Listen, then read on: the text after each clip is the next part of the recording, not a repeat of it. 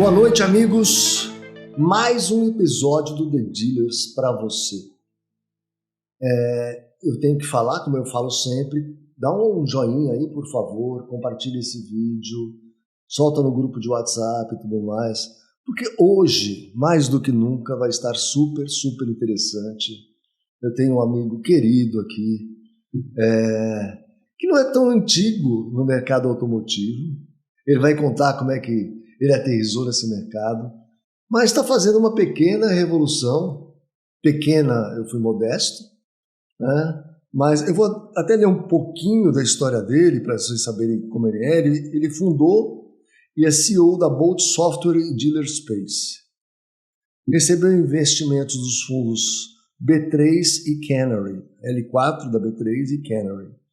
E aí conduziu a aquisição já de algumas empresas, que eu vou deixar ele falar, porque eu não vou... Mas hoje ele atende mais de 4.000 concessionárias. É quase do tamanho da Autovalhar. Está chegando, vai passar. Mas é quase. Mas ele foi sócio CFO de uma VC, eu acho que é VC, em Miami, né? Aí liderou investimentos aí de 100 milhões de dólares, investimentos e aquisições em várias empresas, que eu vou deixar ele falar também. E outras coisas mais. É tanta coisa que eu vou deixar ele contar a maior parte. Mas eu pedi para ele a licença aqui de ler uma matéria onde fala do que ele está fazendo hoje. Mas eu vou ler depois de ele falar oi para vocês. Vinícius, muito obrigado por estar aqui. Vinícius Vasques, muito obrigado. É um prazer ter você com a gente. Mas eu vou ler o que está escrito aqui, tá? Por favor. Bom, primeiro é um prazer.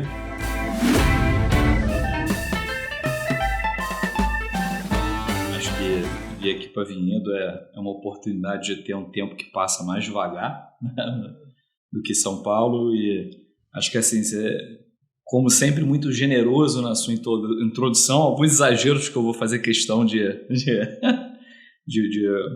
dar uma corrigida, mas de toda forma, se um dia a gente chegar no tamanho que você chegou junto com os teus sócios, aí quer dizer que eu estou fazendo bem o meu trabalho, né? Mas de toda forma, eu que agradeço o convite e, como sempre, é um prazer estar aqui. Muito obrigado, Vinícius, muito legal. Olha, ele mapeou 66 potenciais empresas para fazer M&A. Aliás, eu aprendi com ele que M&A, a tradução literal, é medo e angústia.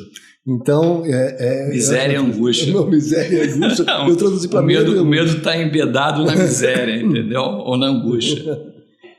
Então, ele mapeou 1.500 empresas e fechou um pipeline de 66, né? Que juntos somam já um faturamento de R$1 bilhão.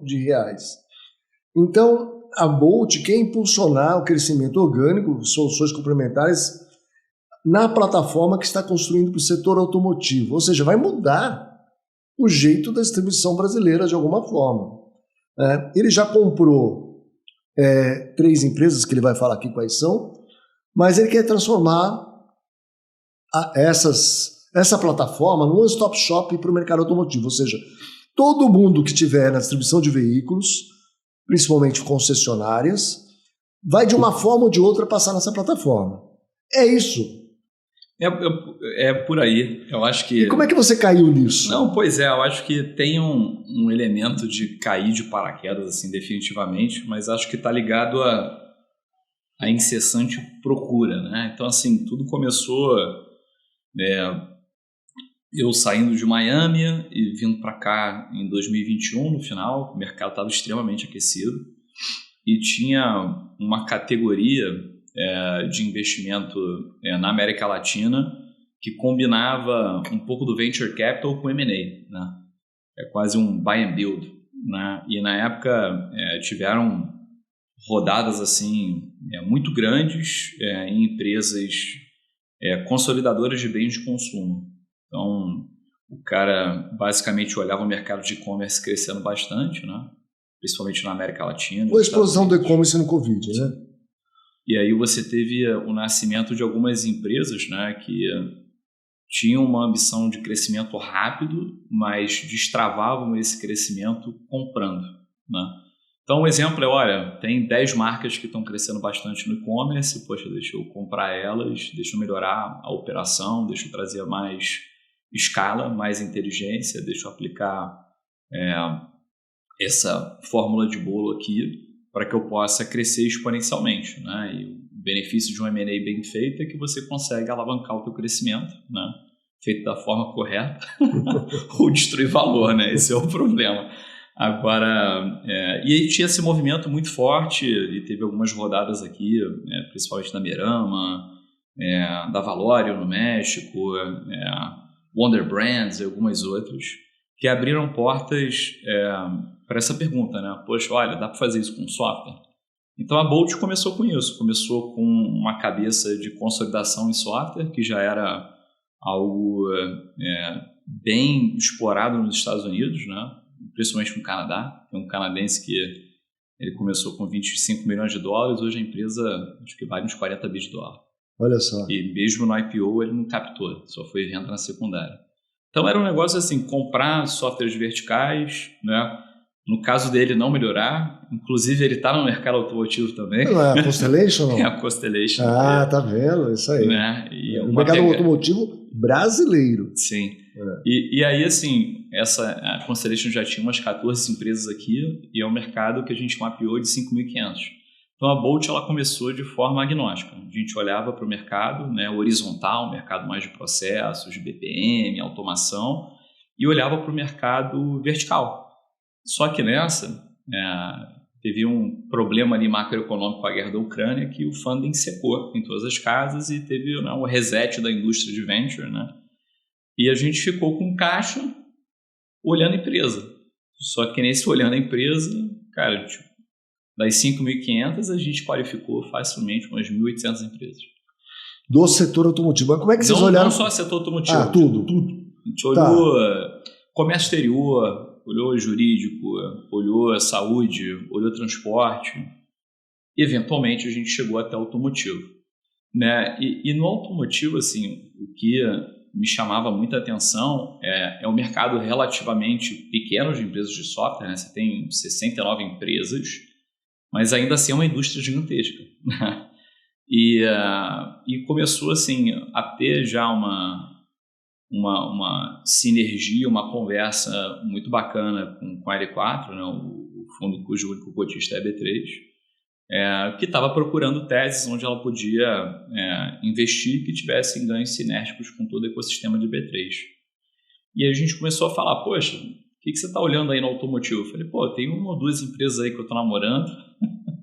E aí, assim, foi basicamente uma conversa junto com todo mundo que se abriu a caixa de Pandora dos dados que a B3 detinha, né? E, assim, é muita coisa, né? Afinal do dia, um maior ecossistema de dados na América Latina, né? Para veículos.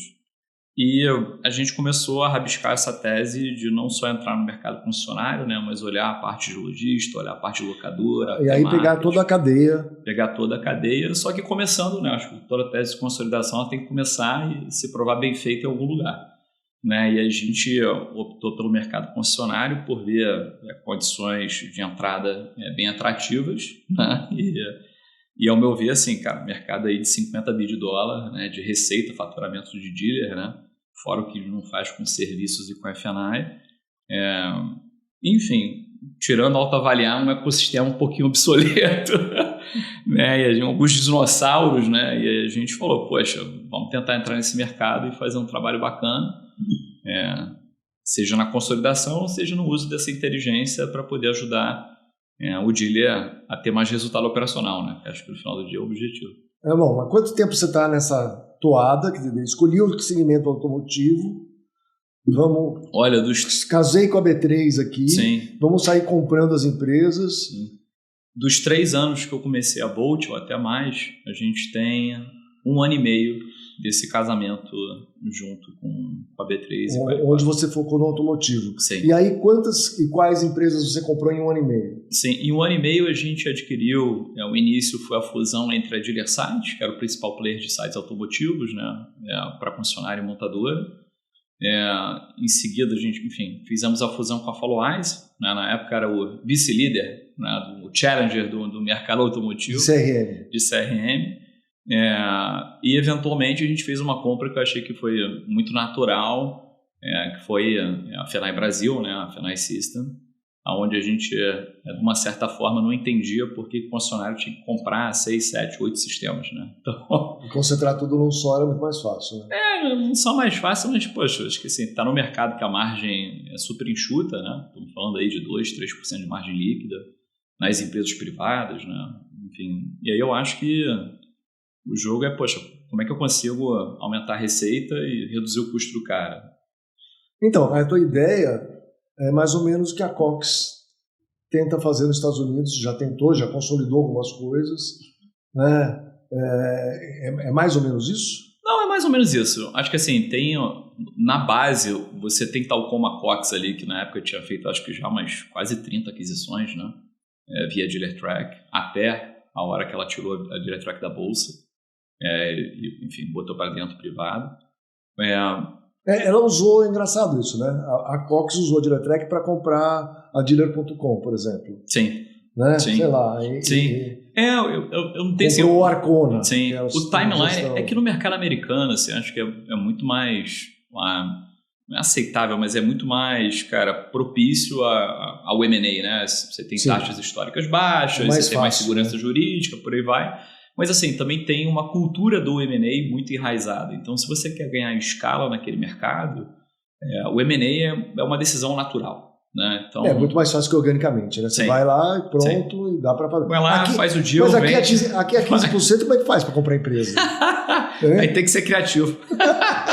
O ponto é que o projeto tem que dar muito mais do que 15%, né? Esse é o primeiro ponto. Eu brinco, quem não crescer mais de 15% está para trás. O pessoal fala, mas a inflação não está a 15%. Eu falei, olha, não está, mas está pronto para explodir. Então, fica esperto. Acho que assim, minimamente, descontando a inflação, hoje deve estar dando o quê? Uns 10%? Né? Na inflação oficial, sim. Aí, cara, acho que pelo menos tem que dar 2 ou 3 vezes aí esse valor para, enfim, no mercado privado, para você sentir que você está capitalizando seu dinheiro de acordo com isso. Mas você capta dinheiro, sim. Não dá para captar menos de 15%. Não, com certeza, não dá para captar por menos de 15%. E aí você tem que investir num negócio que pague os 15% mais inflação. Sim. Não é? Sim, é isso. Bem mais do que inflação. Então, senão não funciona. Sim, não funciona. Mas eu acho que assim, o ponto de fato, assim, o custo de capital é mais caro, mas você tem algumas coisas que a América Latina te ajuda frente aos Estados Unidos. Os Estados Unidos é extremamente competitivo. Você entra no mercado de sapato para formiga, cara, você vai concorrer fortemente, né? Então, no nosso caso, lá na época do fundo, que a gente entrou no mercado de bens de consumo, cara, ainda assim tinha muita oportunidade porque tinha muita ineficiência e você ia mordendo ali pela cauda do dragão, né? Eu acho que aqui na América Latina você tem a oportunidade de trabalhar já no first tier. Olha, eu quero comprar a maior empresa do segmento. A barreira de entrada de capital não é tão grande, ou melhor, é grande você encontrar capital no Brasil, mas assim, não é tão grande quanto você pegar esse dinheiro nos Estados Unidos, né? Então acho que aqui também você tem a capacidade de verticalizar mais, fazer mais operações, ser mais criativo pelo mercado, né, tá um pouco, enfim, não tão desenvolvido como é lá fora. E pra gente assim de Cox, cara, a Cox ela ilustra o movimento tradicional de private equity, de investimento em empresa privada e consolidação de software, né? Pra gente, eu acho que tem um ingrediente especial, né? Eu falo especial porque, assim, a gente foi descobrir isso com o tempo, mas, de fato, não só o ecossistema está muito fragmentado, né? Seja em dados, em decisões, em conseguir operar. Cara, os funcionários sofrem muito. Assim, às vezes você para e pensa assim, cara, peraí, o cara tem múltiplas marcas, múltiplas operações regionais, é intensivo em capital, é intensivo em pessoas. Múltiplos DMS. Porra, cara, e aí tu vai lá, aquele armário ali que, pô, sei lá, às vezes dá vontade de dar um abraço no 30 fornecedores diferentes. De TI e falar, cara, olha, se você consegue ir bem aqui, você vai bem em qualquer lugar. Porque é muito, muito complicado, né? E você não vê muito isso no outro varejo. Mas o ponto de Cox, assim, pra gente a gente olha isso aqui com um aspecto mais de growth, né? O que isso quer dizer? Um aspecto de realmente buscar um crescimento, né, exponencial, né, uma curva mais dramática, por conta da oportunidade que você encontra de dados, de entrar na própria cadeia, de conseguir realmente ajudar o concessionário. De fato, eu fico falando isso, assim, fica parecendo meio que exagero, mas de fato a gente é xiita, fundamentalista em tentar entender, como vocês também, as dores e falar, cara, se há 10 anos, se você olhar os grupos abertos, você tem, sei lá, quantas inovações tecnológicas nos últimos 10 anos? Né? Quantas coisas que não vieram para te ajudar a produzir mais? E você olha ali para a fotografia do... Você foi na missão técnica com a gente, né? Sim. E você viu o Steve Greenfield falando assim, olha, a década de 50, a concessionária americana investia $400 em marketing para fechar um carro, né? E a média dos vendedores era 10 carros por mês. Nos dias de hoje ela investe 800 e a média dos vendedores é 10 carros por mês. Né? Então está investindo uma bala, dobrou o investimento e continua vendendo 10 carros por mês. Sim. E aí é legal, né? Porque assim, no final do dia, acho que quando você está num varejo onde, de uma certa forma, você tem um sócio ali, a montadora ali, que bem ou mal detém, né, um pouco do modelo operacional e do controle de qual é a praça, né? Mais e mais você é provocado a produzir mais com o mesmo. Agora, o que me espanta é, assim, de fato, não só você põe mais dinheiro, mas você tem mais tecnologia e teu resultado é igual a 10 anos. Não é louco? Aí você fala, cara, peraí, tem alguma conversa fiada aí rolando, tem alguma coisa que eu não estou entendendo, né? Fora o efeito externo de concorrência, que eu acho que é onde está esse efeito, numa indústria desse tamanho, de conseguir trazer um crescimento sendo, né, como você é hoje, um parceiro não só de tecnologia, mas de negócio, né? Para o cara ter uma taxa de, né, absorver mais trading, conseguir gerar mais liquidez, conseguir fazer mais negócio. E eu acho que é um pouco esse caminho que a gente está tentando se posicionar. Bom, muito legal. Eu vou fazer um quadro aqui e você tem que concordar ou discordar de mim, óbvio, né? Mas a minha percepção. As empresas hoje de tecnologia que atendem o segmento automotivo nasceram principalmente de desenvolvedores, né, que ficaram à frente do negócio, têm amor ao produto, às vezes não tanto ao negócio, mas tem amor ao produto, ele confunde mais ou menos o que é negócio com produto. Né? Quando você consolida isso, tem um choque muito grande de cultura, de falar assim, não, eu que desenvolvi esse código, ou coisas do tipo. Eu passei por isso, e acho que o grande diferencial do Autoavaliar foi, em primeiro lugar, ter múltiplas cabeças, né? Umas voltadas só para negócio, que nem eu, porque eu conheci telefone celular com 35 anos de idade. Você acha que eu sou um tech guy? Não, eu sou um car guy, né? Eu entendo de negócio de carro, né? Não sei desenvolver código. Hoje até que nem precisa, né, como um code. Mas assim, eu sou um esforçado, um usuário esforçado. Então, mas eu tenho gente aqui, muito especializada e tudo mais. A gente faz esse mix, né? É uma composição heterogênea. Normalmente não é assim, né? E tem esse choque, né? Quando você junta tudo, junta várias empresas com cabeças de donos muito voltado para produto, muito voltado... Como é que você lida com tudo isso? Porque não é complicado? Olha, acho que concordo, é super complicado. E veja bem, assim, por um lado, o que a gente está falando aqui é basicamente o nascimento da indústria de software vertical no Brasil, né? Então, assim, a história sempre começa com um cara que saiu da IBM, um cara que saiu, né, das precursoras ali de computação. Cara, tomou um baita de um risco na época, né? Imagina o cenário macro, né, falando há 20, 30 anos atrás. Foi por risco, montou companhias que geram caixa, são fortes e se desenvolvem, mas assim, eu acho que a crítica é que no varejo automotivo em específico, tamanha é a barreira de entrada por conta das integrações com montadoras e das integrações em gerais, você criou um problema, né? Um problema de você ter quase que um dinossauro tecnológico, né? Que é resistente, é político, é mais arisco, né? A quem está tentando trazer a novidade para dentro e, assim, não é um movimento incomum. Nos Estados Unidos a gente também viu isso. Eu sei, mas aqui, de certa forma, está acontecendo agora com você. Sim. E até os próprios bancos adquirindo sistemas. Sim. Já começou desde a Web Motors, né? Safra agora. Web Motors comprou o Remeda Mais, mas se pensar o Santander comprou a Web Motors há muito tempo atrás, o PAN com a Mob Alto, o BV com outra plataforma. Mas o engraçado assim, eu não sinto tanto desconforto, e cara, acho que a gente até tem uma parceria forte com os bancos por conta da proximidade com o B3. E acho que assim, nosso papel olhando o ecossistema é, cara, como é que eu faço o concessionário ganhar mais? Né? Então você está falando sempre em concessionária, então a Sim. loja fica meio de lado? Para a gente hoje, sim. A partir do momento que a gente tiver um pé mais forte na loja, eu acho que aí eu teria uma opinião e uma visão mais estruturada. Mas o meu ponto, assim, no varejo concessionário, né, eu acho que a maior dor é de fato o DMS, assim, não é nenhum mistério, eu acho que isso é uma coisa pública. Você senta numa roda com um titular, com um gerente de TI, com operação, e o cara não reclama do DMS, não que não tenha que reclamar, é uma operação crítica, assim. Mas assim, por exemplo, eu rodo SAP aqui. Sim. Eu reclamo do SAP. Eu acho que assim, e o SAP também é um exemplo, né? Assim, eu acho que, de uma certa forma, assim, você pode reclamar do SAP, embora ele consiga sustentar ali o negócio, mas eu acho que o ponto mais importante é o SAP integra.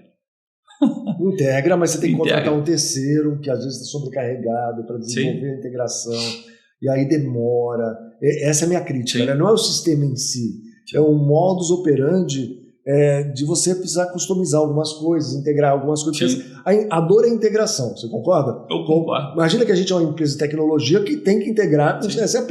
Sim. Aí a gente desenvolve coisa nova aqui, não está integrado, então não tem como cobrar, não tem como emitir nota, não tem como fazer nada, porque não está integrado. É que aí eu acho que assim... Ou faz na mão, né? O que eu acredito assim existem mercados que as decisões são super limitadas, né? Então, se você pega no automotivo, nas 4 rodas, a gente tem 3 empresas. Então, assim, entre... 3 empresas de DMS. De DMS, né? Então, entre as 3 empresas, eu acho que assim, se você tem uma política de abrir, né, e ter uma integração, independente com quem você está integrando, eu acho que é super saudável, porque no final do dia, se tem um interessado em integrar, porque tem uma dor de negócio e tem alguém se propondo a resolver de uma forma melhor, né? Então, assim, independente da política comercial, você integrar, para mim, é quase que, sei lá, saneamento básico. Né? Eu acho que não pode ser uma escolha política ou arbitrária de um player. Eu acho que, assim, é a escolha do concessionário. É do concessionário, também concordo, e os dados são deles, então, mesmo, não quero integrar, tá? Então você tem que abrir meu banco para fulano de tal. Sim. Pelo mínimo. Mas você vê que nos Estados Unidos, os DMS têm uma política já de integração, né? Para que módulos, de que forma. Tá lá no site. Se você entrar na maioria deles, tem lá. Como é que eu quero integrar, né, com Reynolds & Reynolds lá? Sei lá. Eu acho que o ambiente lá é mais evoluído porém, assim, a fricção ela não é... Assim, o tipo de problema é igual, só muda o grau. Então, você ainda tem, por exemplo, o processo da Tecnium contra a CDK Global por dificultar e não integrar com o sistema da própria, né, que enfim, foi criada ali pelo Mas você está falando da CDK. A CDK, né, ela tem no site dela como integrar, a gente integrou. Ela tem como integrar, agora, assim, no final do dia, né, não tem... assim, ainda existe um medo, uma preocupação do DMS virar uma caixinha de registro, né, e dele perder essa relevância que ele tem com o cliente na ponta. Eu acho que eu não tenho críticas quanto à decisão de modelo de negócio, política comercial e por aí vai. Eu acho só que tem que existir mais fair play na indústria, porque no final do dia a gente está falando do problema que afeta um mercado de pessoas, né, operadores que têm que operar com, sei lá, 6, 8 sistemas nos principais concessionários. Isso é uma loucura. Entendeu? Então, assim, é quase que um dever... um retrabalho gigante, uma perda de produtividade, uma perda de negócio. Perda de informação. Decisão, né? Então, assim, cara, você de fato oferece algo e compete... Né, e vai tentar provar o seu trabalho, né, que é melhor, né, ou não, ou fica assim, a ter a impressão de que é apenas uma escolha arbitrária para proteger, cara, a geração de caixa de um DMS específico. E aí eu acho que mora, cara, o problema da indústria, né? O problema é assim, poxa, a partir do momento que você já está maduro, que você, é uma empresa saudável, que você tem uma barreira de entrada gigante, quais são os seus estímulos para inovar? Quais são os teus estímulos para fazer isso rápido? Quais são os teus estímulos para integrar? Então, eu acho que no final do dia é mais um ponto de, poxa, se o jogo da vida é evoluir, quais são os incentivos para esse organismo evoluir se ele está num copo d'água, entendeu? Parado, tranquilinho, tranquilo e não integra, meu concorrente, eu não faço nada, entendeu? Então acho que assim, é uma pressão positiva para que, né, eu acredito, para que o mercado possa evoluir, né? É realmente trazer essa pressão de novos entrantes como a gente, né? Para que a gente possa, cara, hora de desdobrar e buscar parcerias comerciais com esses players, ou então, cara, forçar um pouco o ombro para poder dar um chega para lá, né? Mostrando para as montadoras, mostrando para os concessionários, mostrando, né, para as associações o valor da meritocracia e o valor de você, né, realmente se preocupar em gerar mais lucro e mais valor operacional para o teu cliente. Eu acho que esse que tem que ser a missão de uma empresa, né? Não é só gera lucro, beleza, mas gera dando resultado para o teu cliente. Claro. Aí você se perpetua. Exatamente. Agora, o que acontece se você não gera valor para o teu cliente, tem apenas um approach, que eu estou super acostumado, né? Olhando principalmente Constellation, e abertamente, né? Só pesquisar nas cartas. Cara, o Mark Leonard fala, olha, eu quero saber de crescimento orgânico e geração de EBITDA. Tanto que a fórmula lá cara, tudo. Não quero saber de, tanto que tem uma parte na carta que ele fala, cara, putz, eu me frustrei muito em investimentos de R&D, porque, cara, o cara tem uma visão de alocação de capital, entendeu? Ele não tem uma visão de, olha, eu quero entrar nessa indústria para resolver essa dor, esse problema, e eu realmente quero fazer o lucro do concessionário, né? Essa indústria realmente para frente. Eu acho que... Você não acha que há mercado para outros entrantes ou para os que já estão? Porque ainda outras são no modelo mais ou menos antigo, em termos, né? Modelos antigos, né? Vamos pegar o nome aqui, vou dar nome aos bois, a Lynx hoje virou TOTVS, parece, né? E a TOTVS sempre quis entrar nesse mercado, então talvez tenha algum movimento diferente aí. Sim. Hoje, de fato, no DMS para 4 rodas está um cenário interessante, né? Você tem um independente, você tem uma adquirida pela TOTVS e você tem uma tocada pela própria Constellation, né?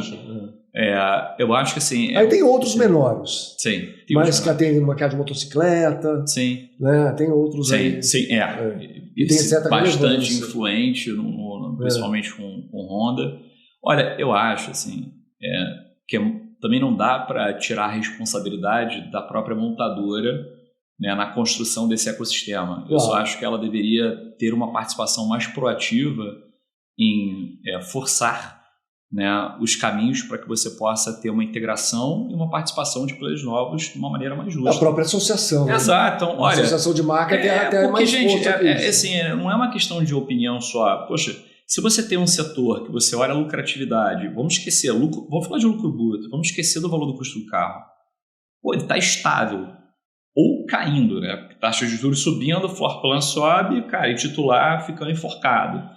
Entrada de chineses, né, aumentando essa competitividade, cara, realmente elevando a intensidade do varejo de poder performar, principalmente nesse segundo semestre. Assim, não é mais uma opinião, é um fato. Né? Você tem uma indústria que há 10 anos tem a mesma lucratividade. Né? Então, assim, cara, qual é o papel da tecnologia? É extrair, né? É extrair ser custo ou é de fato gerar valor? Então, eu acho que hoje está muito mais... nesse aspecto, parecendo que é extrair ser custo do que falar, olha, cara, olha que a novidade, eu estou usando inteligência artificial, olha, eu estou fazendo um CRM mais interessante. Eu acho que assim... Eu tenho dados para te ajudar a tomar decisão, né? Porque você hoje, nas suas plataformas, você consegue agregar dados, tanto da B3 quanto da Autoavaliar, etc., para melhorar a tomada de decisão, porque não fica uma coisa só muito operacional, né? Passa para um nível mais estratégico. Você não acha que é isso? Não, eu acho que a dificuldade da empresa de software muitas vezes é provar o valor dela, né? Tanto dentro quanto fora. Falar assim, cara, qual é o valor daquilo que eu entrego de impacto para o meu cliente? E para a gente, assim, é um pouco cultural também. Então, pegar, por exemplo, cultura, né, pós-M&A, cara, literalmente a gente redesenhou e reescreveu a cultura. Entendeu? Assim, abertamente, assim, a gente ia para o cliente e falava, poxa, quem aqui do time do produto está indo uma vez por semana no cliente? Ninguém. Cara, quem é aqui da engenharia, cara, desenvolvedor, poxa, visitou um cliente, sentou do lado de um funcionário, entendeu a dor. Então, assim, a empresa de software vertical, ela costuma ficar muito acomodada se ela domina, né, uma participação relevante de mercado, né, como é o caso das principais, né? A gente fala de CRM, tem 2 CRMs no mercado relevantes, né?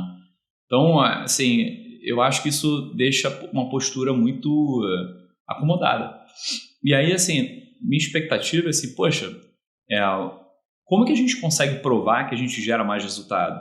Olha, parece difícil, mas é um pouco simples, assim. Se você olhar na parte do CRM, por exemplo, qual o tempo médio de atendimento que eu consigo ter? Pô, esse atendimento tem uma relevância? De fato, ele tem uma resolução?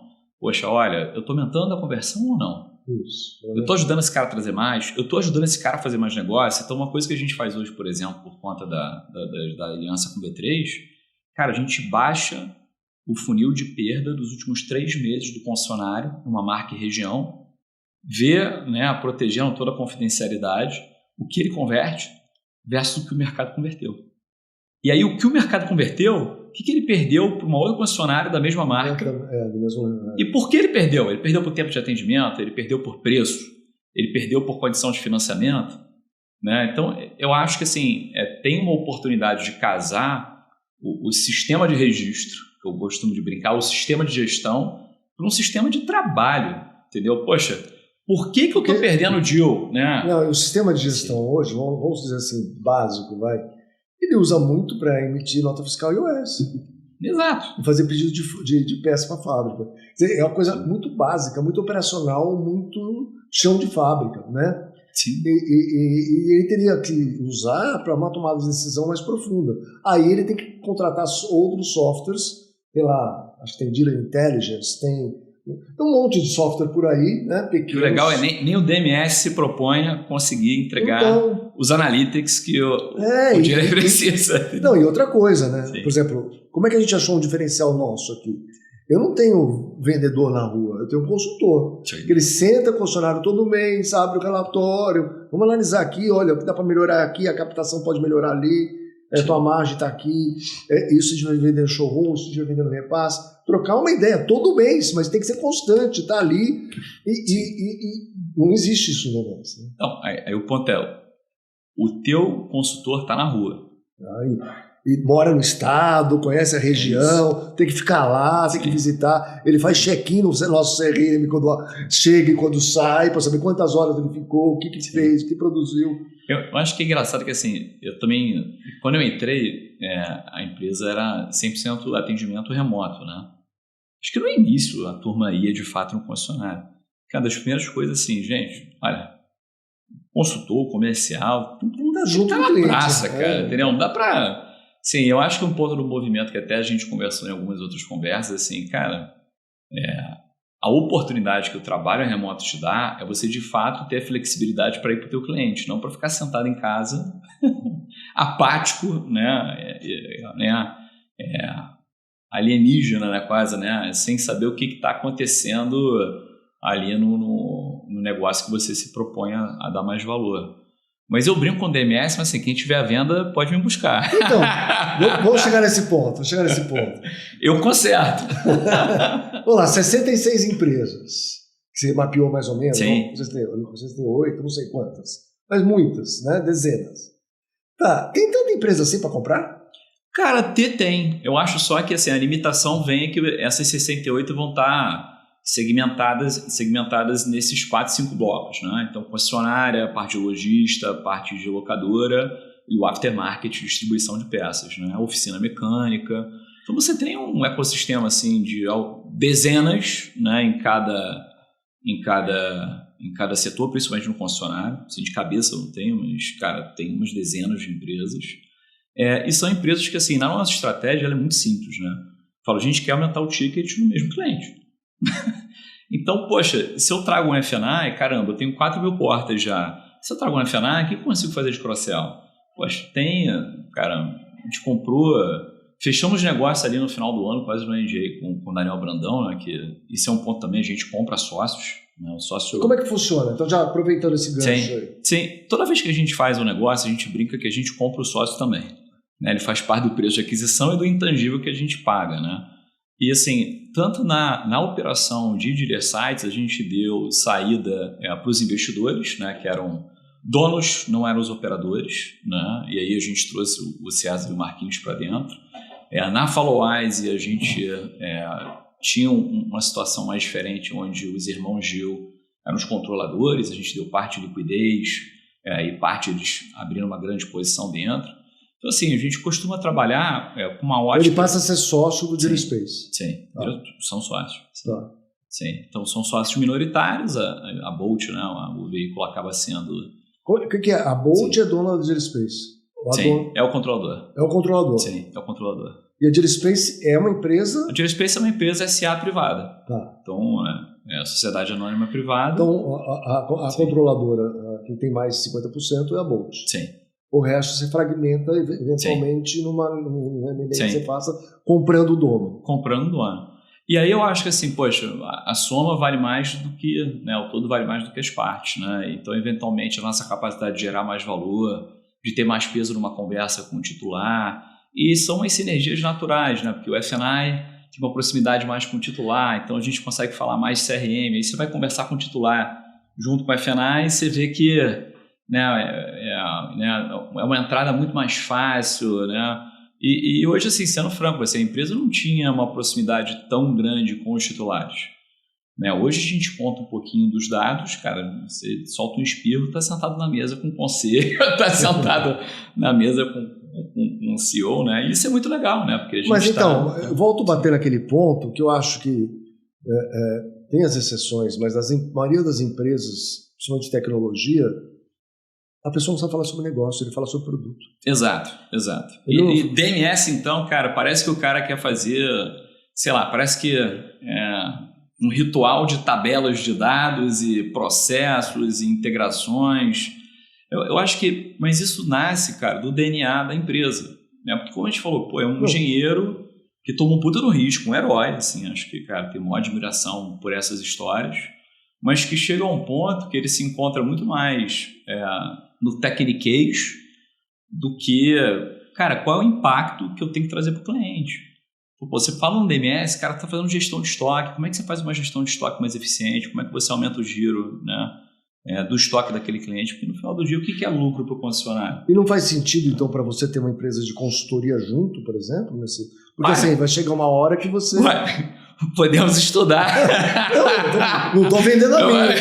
Não precisa vender, cara. O bom é que eu sou um alfaiate. Né? É minoritária, majoritária, compra de controle, compra minoritária. Eu tenho medo dessas duas palavrinhas ali. A miséria e a angústia. Entendeu? Não, miséria e angústia, cara. O legal é que acho que... Eu também assim, sempre falo que eu caí de paraquedas na minha vida, assim, nesse tipo de coisa, cara. Eu também não me via naturalmente fazendo M&A, né? Eu comecei como operador. Mas, cara, depois que você pega e destrava esse jeito, é muito gostoso, cara. É muito legal. E é legal você quebrar alguns tabus, né? Você pega qualquer consultor de uma grande consultoria americana, né? Vai sentar de terno e gravata e vai falar que 90% dos M&As falham por causa dos vieses comportamentais, por causa de um gráfico bonito. E eu acho que, assim, cara, nessa tese de buy and build, né, de comprar e construir, você sempre está desafiado com o chapéu do investidor e o chapéu do operador que tem que gerar resultado, né? E o legal é que, cara, a gente entra e olhando, assim, em retrospecto o que a gente já fez, cara, tá muito melhor do que era, entendeu? E acho que é bacana que, de fato, eu acredito assim, nessa sinergia e nessa verticalização de oferta, né? Mais e mais de você trazer conhecimento. Então, para e pensa, poxa, cara, estamos pensando em consultoria. Será que o consultor lá que está vendendo CRM, né, serviços pós-vendas, ele sabe o que é taxa de absorção? Né, que a gente aprendeu aí com a Mega Dealer? Será que ele sabe da importância do giro ali de uma oficina mecânica? Ele entende, cara, que controlar, né, a diferença entre o custo da mão de obra a hora, a receita de mão de obra a hora, né, como é que você passa esse conhecimento para a ponta? Eu sou apaixonado por essa parte do fundamento, né? Eu acho que a empresa de software, ainda mais com esse movimento de comoditização e fast fashion, né, de software com a entrada de... Pô, tava ontem aqui fui fazer um aplicativo, pô, entrei num prompt lá, botei os comandos, cara, tudo, né? 7 minutos veio o negócio. Essa é a saída pros velhinhos. E aí eu falava, pô, graças a Deus, cara, graças a Deus, cara. Porque eu lembro assim, poxa, na minha época de Magnética, cara, a gente tinha, sei lá, 70 desenvolvedores, cara, ou mais, né? E aí eu virava para um cara assim, aí, quanto demora para mudar essa simulação aqui de investimento, botar esse negócio verde, a primeira resposta é depende. Enfim, aí tu fala assim, depende do quê, irmão? Cara, quanto é que tempo demora? Aí, não, acho que uns 2 meses. O quê? 2 meses? Cara, como assim? Eu tô falando pra você mudar esse negócio para esse lado. Não, mas tem que mexer num componente. Bom, eu sofro isso no dia a dia. Exato, mas graças a Deus que isso está mudando, cara. E aí eu acho que assim, mais e mais a pergunta é, cara, como é que uma empresa de software é relevante para uma vertical se ela não entende do negócio do cliente? Né? Se ela não entende como é que o cliente lucra. E a fórmula do lucro não é tão difícil, cara. Assim, qual a margem que o dealer tem? Não, e é um padrão, né? Porque assim, se você pegar as 4 principais operações, vezes de novos dados para serviços, elas já têm um modelo pré-estabelecido no mundo inteiro. Exato. Então, aí você já tem mais ou menos uma média para fazer benchmark com o funcionário. Não é difícil, é simples. Você já tem os modelos todos, aí você pode montar peer group, né? Não concorrentes, mesmo tamanho e tal, e fazer comparações. Ou você pega qualquer número americano, etc., e começa a adaptar, tropicalizar para cá, para o que dá. Não, mas pega o exemplo de peer group. Quem é que faz peer group antes? Depois, no mercado, tirando vocês? Cara, ninguém. Os sites não faziam, os CRMs não faziam. E, cara, para e pensa. Peraí, como é que não faz, cara? Se você tem a média, né, nos teus dados. Porque, cara, a empresa de software, ela vende, que ela tem um dado, agora tu vai na área de dados do cara. Não, é uma bagunça. Tu puxa um cabo, sai o rodapé, descasca a parede. Então, assim, eu acho que é muito importante ir dentro da cozinha também. Né? Porque, assim, nos dados você vai encontrar uma série de questões legais. Então, poxa... No autoavaliar você tem isso, poxa, no Dealer Site, né? A primeira coisa que a gente tem dificuldade é a entrada, né? Sim. Assim, tem que criar um padrão, gente. Se não tiver um padrão, você não consegue analisar nada.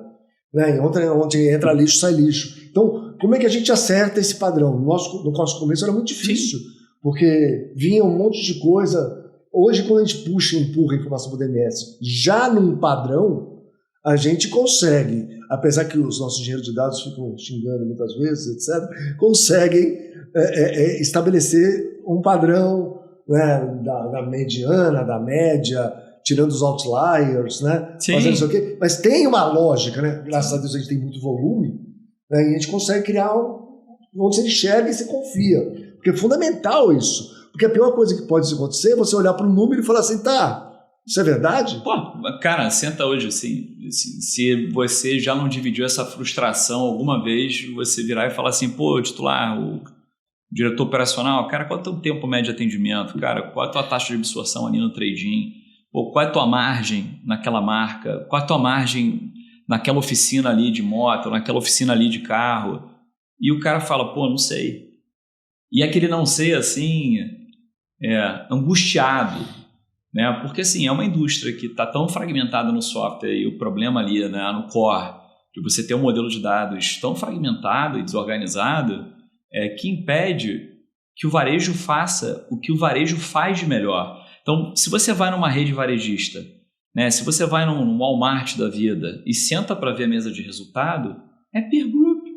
Pô, como é que essa loja está com same store sales, sempre, né, o tempo todo, versus essa? Versus aquela. Se você não tem como comparar, você não tem o que fazer. Como é que eu peer group de resultado operacional e resultado financeiro? Mas aí você pegou o Walmart, que não é um modelo de franquia. Né? Tá, vamos pegar no modelo de franquia, concessionária, uma concessão, não é uma franquia, mas vamos pegar. A montadora tenta fazer esse papel, mas acho que ela faz muito mal. Né? Olha. De orientar. Um pacote. Você vai contratar uma franquia, sei lá, da Copenhague, sei lá. Peguei aqui outro ramo, outra coisa. Tem que ter um modelinho já pronto. Não é? Tudo bem que é um negócio mais simples, talvez seja, que tem perecível, né? Não sei se é mais simples ou não conheço o ramo de chocolate a fundo, né? Mas você tem que ter lá todos os KPIs, tudo certinho, você tem como comparar, óbvio, já vem a comparação da rede, né? Porque o cara já vai te dizer, olha, isso aqui está bom, isso aqui está ruim, e tem alguém aí te orientando. Eu sinto que nas próprias montadoras, elas tentam fazer esse papel, mas não tem muito sucesso. Principalmente quando chega, por exemplo, em usados. Sim. E usados ela fala assim, não, esse problema é seu. Não, sem esquecer que sem, né, uma absorção boa de trading, ela vai deixar de gerar inventário, né? E gerar de fazer zero, né? Sim. É curioso, assim. Eu acho que, da minha experiência como montadora, todo mundo tem boas intenções, sabe? Sempre. Ali, sem dúvida, assim. Pô, e de fato, sofre um pouco a dor também do concessionário na hora de ter mais sucesso em determinadas ações. Eu acho que o problema, assim, tipo, uma expressão é que é aonde a porca torce o rabo, né? E assim, é no dado, é no porão, é no sistema. Então, quando o cara de negócios lá em cima, que tem um contexto, ele entende que ele quer fazer uma metodologia de acompanhamento de principais métricas, ele se depara com um porão, tem muita falha de execução e tem muita problemática que não é só o problema da montadora, é o problema que foi criado também na dependência, né? E na não abertura desse mercado para quem é novo, que está querendo entrar e fazer melhor. Então, acho que a montadora precisava muito mais se preocupar. Assim, Deixa eu tentar traduzir o que você falou para ver se está claro.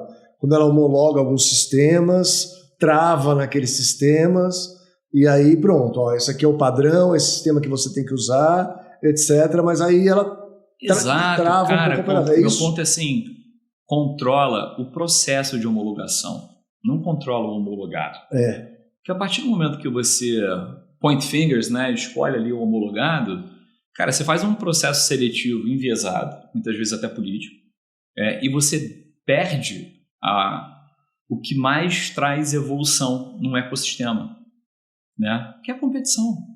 Pô, e não tem nenhuma diferença de você, sei lá, se tranca numa ilha e fica olhando passarinho. Cara, o passarinho está competindo com o passarinho, o lagarto compete com o lagarto, né? Você vai na natureza, você vê a competição. Então, nos ambientes que mais tem vida, né, mais você tem competição e mais eles são bem-sucedidos, né?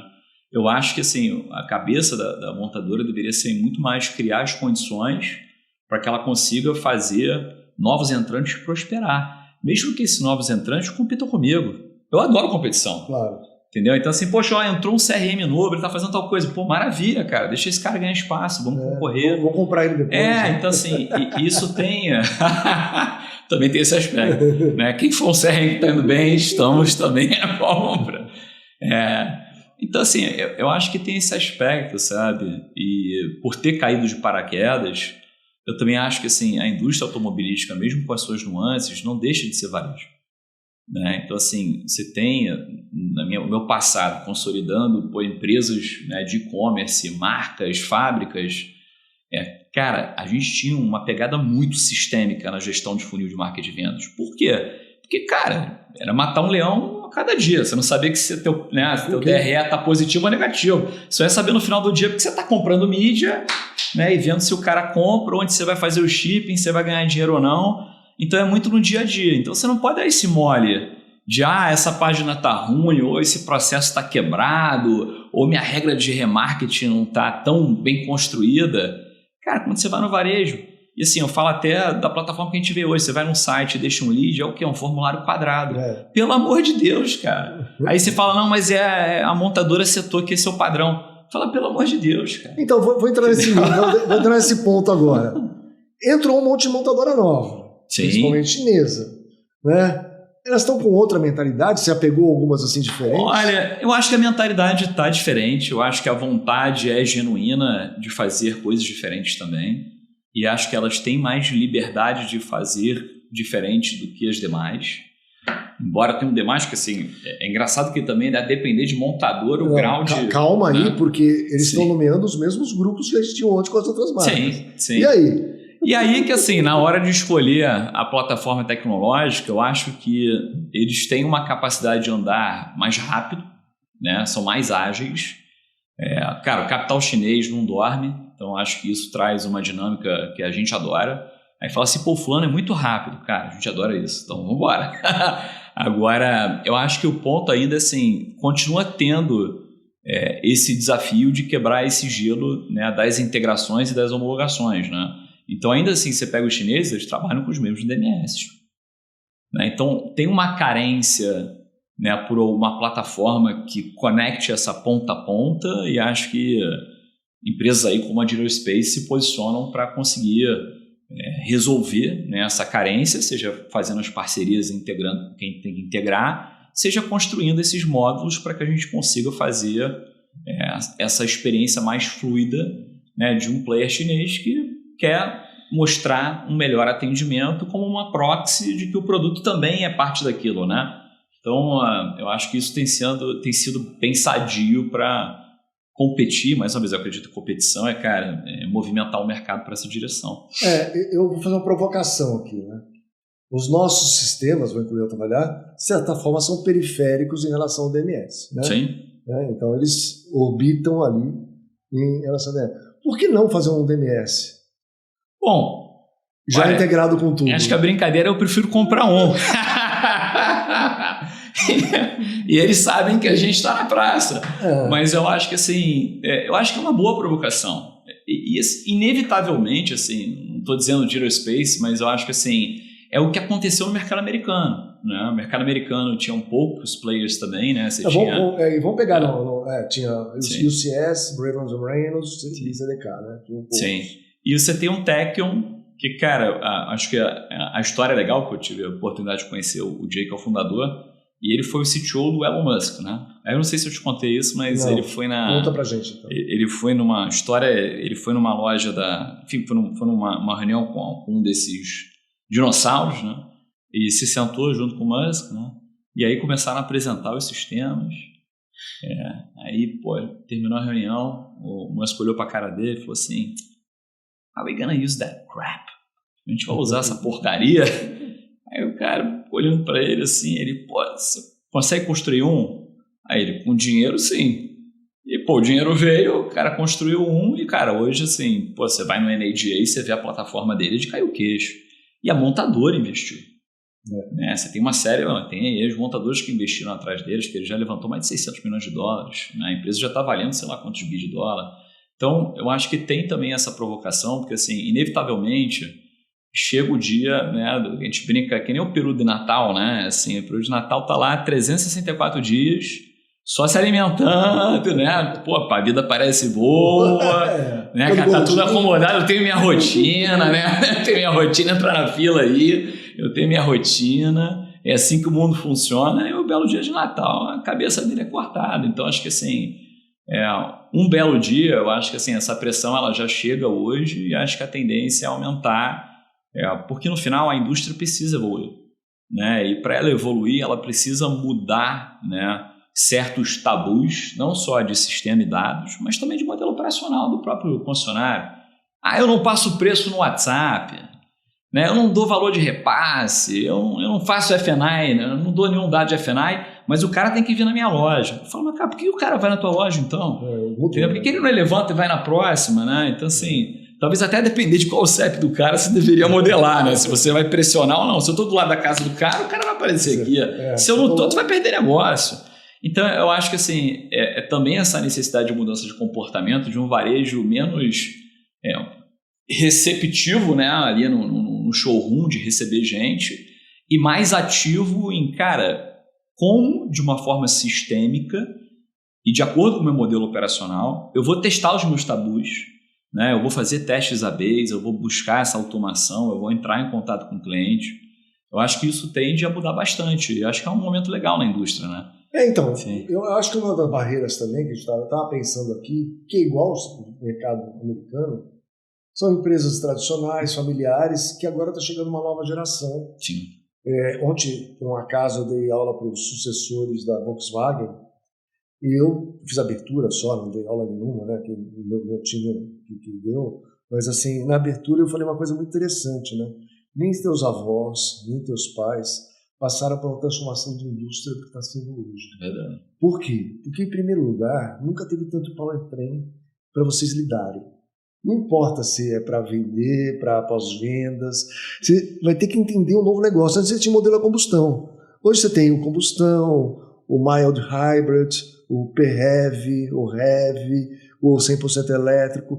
Todos vão conviver dependendo da necessidade do consumidor. Fora tudo isso, a indústria em si, não só automotiva, está sofrendo uma transformação muito grande pela inteligência artificial. que vai impactar teu negócio diretamente. Sim. Porque onde a gente ficou falando de SDR e tudo mais, vou falar, já tem opção de SDR para setor automotivo, é totalmente digital, com inteligência artificial. Ele liga, outbound, inbound, faz tudo. Então, e está tudo acontecendo ao mesmo tempo, não tem o que é melhor ou o que é pior. Né? Eu falei isso para eles, falei assim, olha, você tem que estudar o caso de vocês, e a melhor solução sempre é que é melhor para você nesse momento que você está vivendo. Sim. Né? Na sua região, na sua marca, no seu modelo de negócio. Sim. Mas que você tem a obrigação de tentar buscar o melhor para você, você tem. Sim. E até uma pergunta assim, acho que na tua experiência também na parte da consultoria, cara, o quão difícil deve ser você sentar e ter um acesso granular às informações, né? Poxa, qual é a margem que eu estou tendo naquele modelo? Qual o CAC? Qual o custo de aquisição? Até uma tomada de decisão assim, paro de fazer isso, vou fazer aquilo. Sim. Né? Cara, a gente estava brincando com um titular, que assim, a gente fez uma análise do backtest, né? A gente descobriu que ele ganhava na média ganhava os negócios que chegavam na origem do deal, ele ganhava em 40 dias, 30 dias, né? Um tempo até demorado, a partir do início, o cara fechado em 30 dias. Só que quem era perdido, que respondia por quase 40% do volume que ele poderia capturar naquela marca, então estou falando aqui de canibalização mesmo, cara, no caso, o tempo de atendimento perdido era tipo 55 dias. Então o cara ficava boiando no mercado por mais 20 dias. Aí você fala, cara, se eu tivesse operando num funil de e-commerce, o que eu ia fazer? Meu amigo, já gastei meu CAC, já gastei aí 50, 100 reais ali para trazer esse cara pro meu funil. Por que eu não dou mais uma margem adicional para esse cara vir para cá? Né? Porque eu já tive esse custo, né? Qual é o meu custo de aquisição para quem entra no 30º dia ou entra no 50º? Não, e a história do LTV na indústria sempre foi o LTV muito grande, né? Muito longo. Agora, com um monte de marca diferente e tudo mais, a sensação que ele gosta mais de produto do que marca, o consumidor final, né? Ele tem que reter na concessionária dele, de alguma forma. Sim. Né? E ele tem que ter esse controle, porque assim, ele tem um banco de dados riquíssimo. Eu estou há 30 anos no negócio, 40, 50, 70 anos no negócio. Eu tenho uma história aqui. Tem história, eu tenho informações, né? E o louco não usa de uma forma sistêmica. Não. Então, quando você vai conversar hoje sobre CRM, assim, a convenção poxa, eu tenho uma régua de comunicação. Fala, quê? Não, tem uma régua de comunicação, por quê? Não, porque a empresa conhece bem o processo. Eu quero saber do processo, quero saber de resultado. Assim, o processo você muda, o importante é o resultado, né? Então, quando a gente pega as réguas, assim, poxa, cara, você está 100 anos de história aí. Pô, você sabe quem está no momento ou não de compra? Você sabe quem tem propensão ou não tem? Então, acho que quando você combina esse dado proprietário, né, que eu acho que é o que a gente está vivendo na inteligência artificial, a infraestrutura é uma commodity. Pô, eu pego aqui o celular, como brinquei, construí um aplicativo, não sei. Não, e outra coisa, né? Você tem condições de tomar decisão para mudada do processo. Exato. Porque se eu não sei o resultado, se eu não consigo aferir e comparar, eu vou mudar o processo para quê? Porque eu não sei.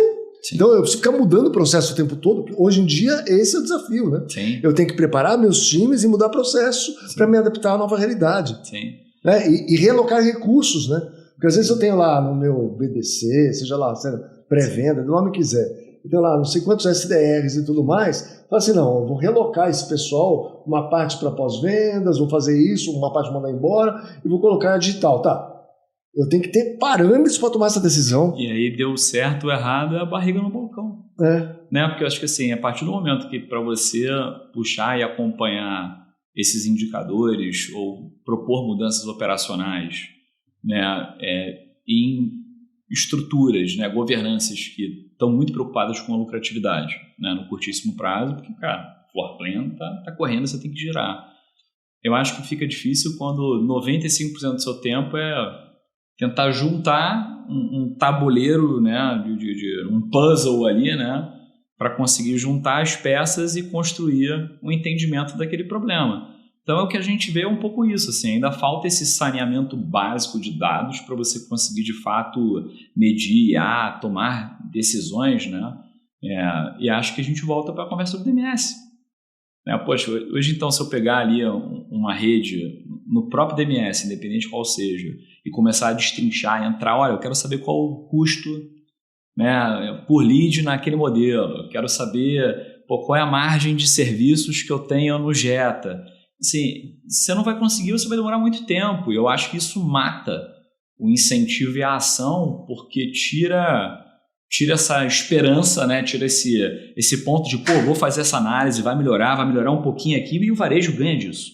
O varejo é, cara, pequenas melhorias incrementais que te ajudam a melhorar o teu lucro, e não pequenas reduções de custo incrementais, né? A gente brinca aqui na indústria assim, quanto custa?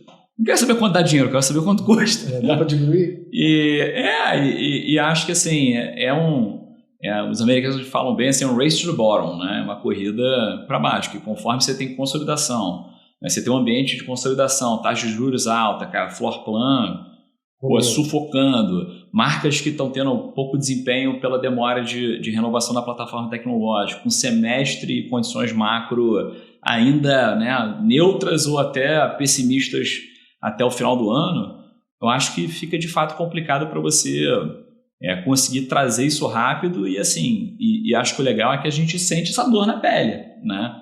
É tipo, cara, o que motiva a gente é sentar e falar, como é que eu vou aumentar o resultado operacional desse cara? Se eu tiver que quebrar uma porta, passar um trator, levar uma escada, entendeu? Entrar por baixo, chegar no dado, puxar o dado que precisa, entendeu? Eu acho que a gente topa tudo para conseguir ver a indústria ter esse ganho, né? E tem até uma empresa que eu gosto bastante, que é o Stripe, né? Que é a parte de meio de pagamento. Sim, Ela fala, qual é o teu objetivo? Cara, meu objetivo é aumentar o produto interno bruto da internet. Eu gosto de cacete, cara. Eu falo assim, porra, cara, sensacional, né? Porque você vê assim, como é que eu consigo aumentar o PIB, né, do varejo, né, do comércio varejista automotivo? Que vai vender, né? Como é que eu gero mais margem para os funcionários também, né, terem mais participação nos lucros? Né? Como é que não tem como fugir do viés de Chicago? Cara, como é que você, através desse desenvolvimento econômico, você não consegue também melhorar a qualidade de vida do atendente, pobre coitado lá com 8 telas para poder fazer uma gestão de lead, sabe? Eu acho que tem muita coisa ainda para a gente poder trazer para o mercado melhorar. Isso eu acho que a mensagem que fica, né, assim, é muito além do SaaS. É muito além do SaaS, porque a maioria das empresas hoje que cobram SaaS e tudo mais, elas ficam focadas na mensalidade, né, do avanço que eles conseguem dar e talvez cobrar um ticket um pouco maior. Mas a gente está falando de negócios, né, e como a gente impacta através do nosso produto os negócios de outros, né? Sim, e cara, isso é muito interessante. Eu estava na mesa sentado com um dos ex-fundadores da Nelway e, cara, ele, enfim, tem um acesso bom na indústria e a gente estava sentando falando assim de SaaS, a gente falou, cara, porque a receita de SaaS, assim, receita recorrente, mas o crescimento que você vai fazer é menos do que você perdeu na tua carteira, né? Então não é uma engenharia de foguete. Agora, quando você vai no concessionário, é o quê? Quantos carros eu vendi no mês, qual foi a margem, qual foi o meu giro de estoque, cara, qual a minha alavancagem financeira, né? E, poxa, é completamente contrário a um modelo de SaaS tradicional de mensalidade, porque tem horas que eu tenho que reduzir o custo, senão, cara, eu estou afogado e, é no capital de giro que a gente quebra, né? E eu achei muito interessante, assim, uma provocação, até para pensar em SaaS, cara, se a gente deixa de ser um sistema de gestão e vira um sistema de trabalho, eu não preciso só oferecer para o cliente uma cobrança de mensalidade, né? Como vocês fazem. Poxa, eu quero um pedacinho do resultado. Mas pera, quer um pedacinho do resultado? Esse crime, cara. Né? Esse crime, porra. Falar, cara, se eu estou aumentando a tua conversão em 10, 15, 20%, se eu pegar 5%, 10% do que você ganha numa operação de carro, né? Vamos lá, R$2.000 eu estou cobrando 200 por operação e a gente te fornece ponta a ponta. Eu acho que é um efeito que tende a ser promissor e tende a ser polêmico, interessante de se testar. A gente está até fazendo isso hoje. Tem alguns clientes que estão em concorrentes que a gente fala, você pula para cá, cara, para cá você vai saber ali a conversão do teu cliente, você vai conseguir trabalhar, a gente vai entender de cabeça, a gente quer te ajudar mesmo, né, conversinha fiada, e vira, cara, mas o switching cost, né, o custo de troca é complicado. Eu falei, o seguinte, a gente só ganha no carro vendido. Aqui, ó. Pronto. Tira o atrito, né? Então, acho que e tendo olhado isso é muito interessante, porque assim, quando eu entrei em software vertical, cara, IA tinha tinha essas premissas, mas ainda não estava tão claro as maneiras de construção de valor, né? Porque a gente já fazia há muito tempo, né? Só que aquilo era chamado de estatística, era chamado de, ciência da computação, era muito mais caro. A gente gastava muito na época da Magnética para ter engenheiro de dado, para ter cientista de dado. Hoje em dia, com um modelo que você tem, né, de um modelo LLM e, uma inteligência de conduzir, você faz coisas brutais, né? E eu acho que assim, é um pouco esse o caminho que a gente quer ir, e é um pouco essa diferença que você tem na vida do software vertical hoje. Mais e mais eu acredito que essas barreiras vão cair, e mais você vai ser cobrado por, qual é o impacto que você traz para o cliente, e não, quão profundo é a cadeia que seu cliente virou seu refém. Legal. Acho que é um pouco essa aposta. Muito obrigado. Não, obrigado como sempre. Obrigado. Vou te dar um presente. Um vinho italiano aqui para você aproveitar. Um restinho de frio. Maravilha. Ó.